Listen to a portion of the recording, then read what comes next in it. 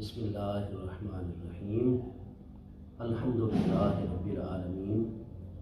والصلاة والسلام علی سیدنا و مولانا محمد خاتم النبیین وعلی آلہ و اصحابہ اجمعین۔ میں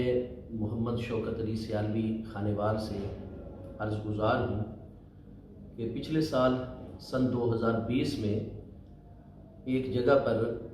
سرائکی علاقے کے اندر بیان کے اختتام پر ایک سوال آیا تھا کہ ماہ محرم الحرام کے ابتدائی 10 دنوں کے اندر شادی کرنی اپنے بچوں اور بچیوں کی، اس کے بارے میں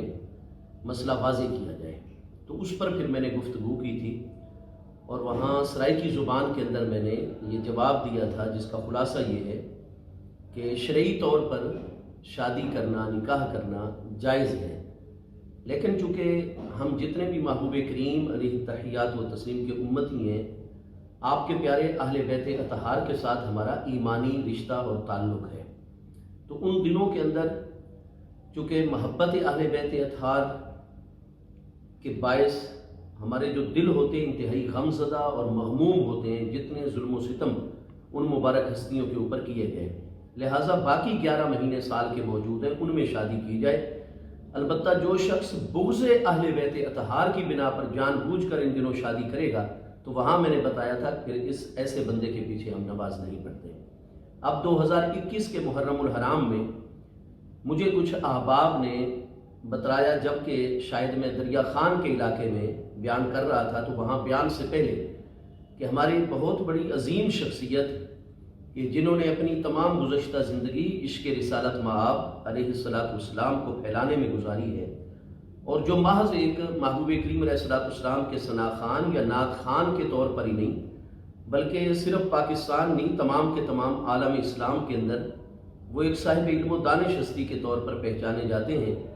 اور جن پر ہمارے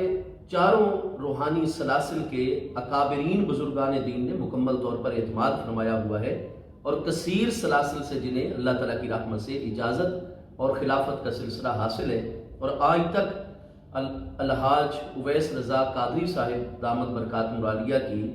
جتنی بھی میں نے نعت شریف سنی ہے یا جتنی معلومات ہیں آج تک مسلک اہل سنت و جماعت کے حوالے سے، ان میں کسی قسم کا کوئی جھول یا کمزوری میں نے نہیں پائی۔ لیکن مجھے کچھ احباب نے زبانی طور پر بتایا کہ انہوں نے کچھ ایسے کلپ دیکھے ہیں، معلومات ملی ہیں کہ 7 محرم الحرام سن 1443 ہجری اسی محرم شریف میں ولیمہ کیا۔ اس حوالے سے پھر میں نے اپنی گفتگو کے اندر یہ بات عرض کی، جس میں کسی قسم کے کوئی ایسے الفاظ نہیں تھے، ہم سب ماؤں بہنوں بیٹیوں والے ہیں اور بیٹیوں کی عزت ہر ایک کے اوپر لازم ہے۔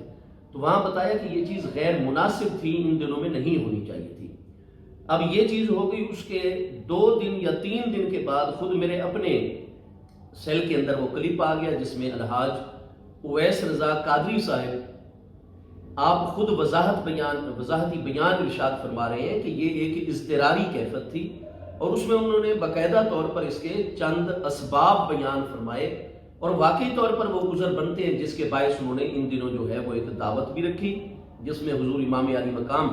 رضی اللہ عنہ اور آپ کے رفقائے کرام حضرات شہدائے کرب و بلا کے لیے ایصال ثواب بھی تھا، اور ساتھ مہمانوں کو کھانا بھی پیش کیا۔ تو یہ ایک دعوت تھی جس کو ولیمے کا نام دیا جائے یا جو کچھ بھی ہے،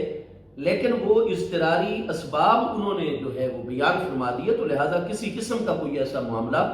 الحاج اویس رضا قادری صاحب کے حوالے سے اس فقیر کے دل کے اندر ہرگز نہیں ہے۔ وہ ہمارے لیے انتہائی محترم ہے،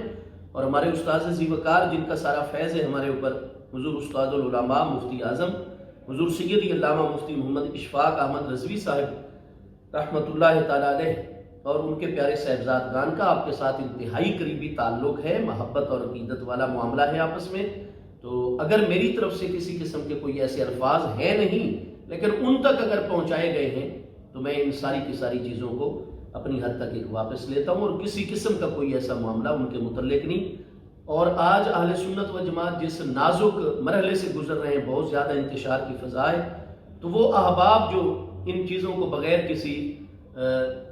سیاق و سباق کے اٹھا کر جو ہے ایک غلط معلومات آگے پہنچا رہے ہیں اور آپس میں انتشار کا باعث بن رہے ہیں، میں ایسے حضرات سے بھی اپیل کرتا ہوں کہ وہ اپنی ایسی کاروائیوں سے باز آئیں۔